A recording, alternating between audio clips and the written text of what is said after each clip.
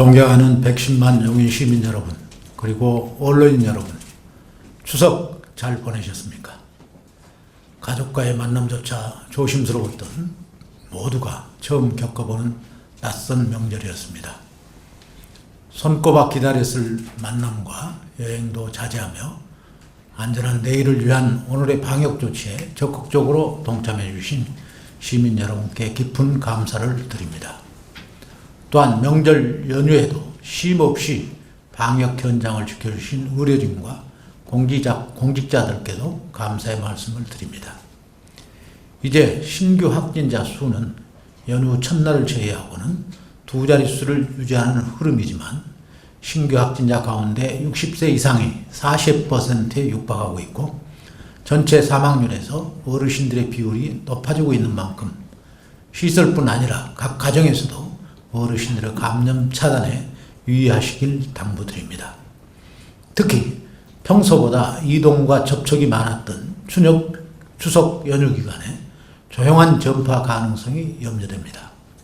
이번 한 주는 한 사람 한 사람 더욱더 세심히 개인 방역에 힘써주시고 미약한 증상이라도 간과하는 일 없이 적극적인 자가격리와 신속한 진단검사를 받으실 것을 간곡히 부탁드립니다. 우리 시의 코로나19 발생 현황에 대해 설명드리겠습니다. 9월 30일부터 지금까지 우리 시에서는 17명의 확진자가 발생했습니다. 발생 구분은 관내 15명, 관외 2명이고 발생 원인을 보면 지역사회 감염 13명, 역학조사 중 4명입니다. 이 가운데 대지고 7명, 죽전교 2명의 확진자 관련 내용을 말씀드리겠습니다. 지난달 30일 대지 고등학교 학생이 최초 확진된 뒤 10월 1일 같은 학교 학생 3명과 죽전고등학교 학생 2명이 확진 판정을 받았습니다. 역학조사 결과 해당 학생들은 지난달 27일 수지구 죽전 중앙공원 놀이터에서 서로 접촉한 것으로 파악되었습니다. 이후 10월 2일 대지구 확진자 학생의 가족 2명이 추가 확진되었고 10월 3일 대지구 학생 1명이 연이어 확진 판정을 받았습니다. 시는 왕성한 활동력을 가진 청소년의 특성상 지역 감염의 확산고리가 될 수 있다는 판단 아래 연휴 기간에도 불구하고 총력적인 대응에 나섰습니다. 대지구와 죽전고 전체 방역 소독 완료와 더불어 첫 확진자가 발생한 30일부터 대지구 학생과 교직원 346명, 죽전고 학생과 교직원 432명 등 총 778명에 대해 신속히 진단검사를 실시했으며 확진자 이외에는 전원 음성으로 판정되었습니다. 8월에 이어 두 번째 검사를 받게 된 학생들의 심리적 안정을 위해 심리치료를 병행하도록 조치했습니다. 또한 곧바로 자가격리자 전담 공무원을 배치해 자가격리 208명과 능동감시 543명에 대한 지속적인 모니터링을 실시하는 등 더 이상의 지역 감염으로 확산되지 않도록 최선을 다하고 있습니다. 더하여 용인시는 대지고 죽전고 학생들 이외에도 코로나19 감염병으로 불안을 느끼는 청소년에게 무료 심리상담을 지원하고 있습니다. 상담을 원하는 청소년이 용인시 정신건강복지센터 031-286-0949와 상담전화 1577-0199번, 청소년 상담복지센터 1388번으로 전화하면 전문 상담사가 도와드리고 있으니 도움이 필요한 청소년들께서는 망설이지 마시고 꼭 연락 주시기 바랍니다. 아울러 강남병원에서 아주대병원으로 옮긴 후 9월 25일 확진 판정을 받은 수원시 확진자와 관련한 강남병원 현황을 말씀드리겠습니다.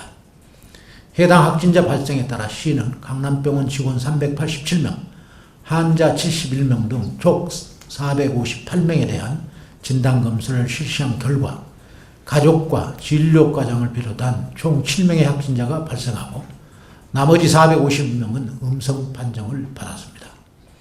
이 중 42명을 자가격리 중이며 136명에 대한 능동감시와 255명에 대한 수동감시를 진행하는 등 지속적인 모니터링을 실시하고 있습니다.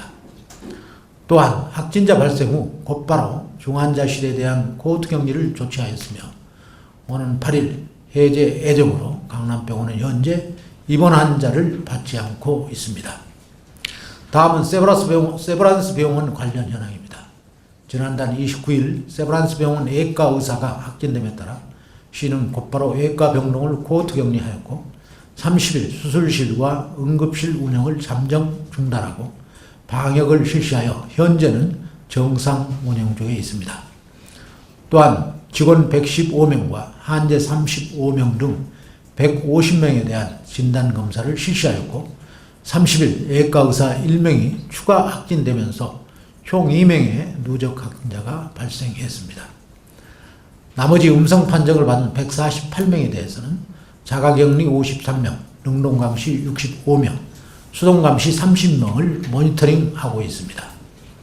해당 병원들은 면역이 약한 다수의 이용객이 방문하는 시설인 점을 고려하여 관할 기흥구 보건소에서 1회 이상 현장 점검을 실시하고 있습니다. 향후 직원 및 재원 환자 중 확진자나 유증상자 발생 시 별도 공간에 격리하고 병동과 중환자실 환자는 발열 시 1인 격리 후 검체 채취를 진행할 예정입니다. 시는 이와 같이 관내 곳곳에서 일어난 산발적 감염이 대규모 지역 감염으로 확산되는 일이 없도록 각 시설과 확진자 특성에 맞는 복합 방역으로 대응에 만전을 다하겠습니다. 철저한 역학조사를 진행하고 관련 정보를 신속하고 투명하게 시민 여러분께 알려드릴 것을 약속드립니다. 정부는 10월 11일까지 추석 특별 방역기간을 운영하며 사회적 거리두기 2단계 조치를 통한 강화된 방역관리를 진행하고 있습니다. 가을, 겨울은 바이러스가 유행하기 쉬운 계절이고 추석 연휴를 통해 조용한 전파가 있었을 경우 현재는 잠복기에 해당할 수 있는 시점입니다. 여기에 9일 한글날 연휴 기간을 앞두고 있어 광복절 연휴 대규모 확산이 재현되지는 않을까 긴장의 끈을 놓을 수 없는 상황입니다. 우리 시에서도 추석과 한글날 연휴를 기점으로 전국적인 이동과 접촉이 늘어나 방심하면 언제든지 대규모 재확산이 재현될 수 있는 상황임을 엄중히 인식하고 있습니다. 이에 수도권 집합금지 대상 고위험시설 11종과 식당, 카페, 영화관 등 다중이용시설, 쇼핑몰, 백화점, 마트, 전통시장과 터미널을 포함한 대중교통이용 밀접지역에 대한 점검을 휴일 여부와 관계없이 지속적으로 실시하고 있습니다. 연휴 기간에도 생활치료센터와 주변 마을 확진자 발생 거주지 인근 방역에 소홀함이 없도록 철저히 진행하였고 용인 터미널 및 시외버스 정류소 1일 1회 이상 소독과 동시에 버스 및 택시 승강장, 상가와 빌라 등 다중이용시설과 인구 밀집지역에 대한 방역을 실시하였습니다. 또한 민속 5일장의 경우 상인의 자체 방역단 구성을 통해 방역을 실시하도록 했고 전통시장 마스크 착용 및 거리두기 특별행정지도도 진행하였습니다. 종교시설에 대한 점검도 지속적으로 실시하여 지난 4일 교회 21개소, 사찰 6개소, 성당 3개소 등 관내 종교시설 30개소를 선별하여 현장 점검을 진행하였습니다. 먼저 종교시설 내 식사와 소모임 개최 여부를 중점 점검하였고 교회의 경우 비대면 예배 지침에 따라 집합 제한 행정명령 준수 여부를 그 외의 종교시설은 발열 체크와 출입 명부 작성, 마스크 착용 등 방역 지침 준수 여부를 점검하였습니다. 그 결과 미실시 국외소를 제외한 모든 종교시설에서 방역수칙을 준수해 주셨습니다. 이렇게 방역수칙 준수에 동참하는 것이야말로 서로의 안전을 지키고 우리의 공동체를 보호하는 사회 안전망이 되어줄 것입니다. 방역수칙을 철저히 준수해 주신 종교 지도자, 시민 여러분께 감사드립니다. 시민 여러분, 애출하기 좋은 계절입니다. 그럼에도 불구하고 투인대맥마저 우려되는 가을 첫 대유행을 막기 위해 한글날 연휴를 앞두고 다시 한번 애출과 여행을 자제해달라고 부탁드릴 수밖에 없어 송구할 따름입니다. 코로나19 위기 상황이 계속되고 있지만 우리는 인내심을 갖고 이 어려움을 마주해야만 합니다. 특히 개인 방역의 가장 기본이 되는 마스크 착용에 더욱 신경 써주시길 간곡히 부탁드립니다. 경기도는 지난 8월 18일 코로나19 재확산과 관련해 일상적 사생활이나 음식물 섭취 등을 제외한 다중이 집합한 실에는 물론 실내에서도 마스크 착용을 의무화하는 행정명령을 발동했습니다. 정부도 감염병 예방법이 13일 개정됨에 따라 30일간의 계도기간을 거쳐 코로나19 방역을 위한 마스크 착용 의무화 행정명령을 위반할 경우 당사자는 10만원, 관리 운영자는 300만원 이하의 과태료를 부과할 예정입니다. 다중이용시설 등 단계별 마스크 착용 의무 대상 시설은 사회적 거리두기 단계에 따라 조정되지만 대중교통과 집회, 시 현장, 감염 취약층이 많은 의료기관과 요양시설, 취약한 보호시설 등은 거리두기 단계와 무관하게 마스크 착용이 의무화됩니다. 마스크 미착용으로 불리업하는 일도 없어야겠지만 그것보다 더욱 중요한 것은 어디까지나 최고의 백신은 마스크 착용임을 기억하시고 다른 누구도 아닌 본인의 안전을 위해서 마스크를 꼭 착용해 주실 것을 당부드립니다. 존경하는 110만 용인 시민 여러분, 지난 추석 연휴 기간을 어떻게 보냈는지가 가을철 재유행과 1단계 생활 방역 체계로 전환을 결정지을 분수령이 될 것입니다. 저와 함께 고향방문도 포기하시고 방역 지침을 따라주신 많은 시민들께 송구스럽게도 추석 연휴 기간 우리 시에도 확진자가 발생해 안타까울 따름입니다. 다만 어려운 여건 속에서 마음이 따뜻해지는 일도 있었습니다. 우리 시에서는 집에서 자가격리가 어려운 분들을 위해 산림교육센터에 자가격리 시설을 운영하고 있습니다.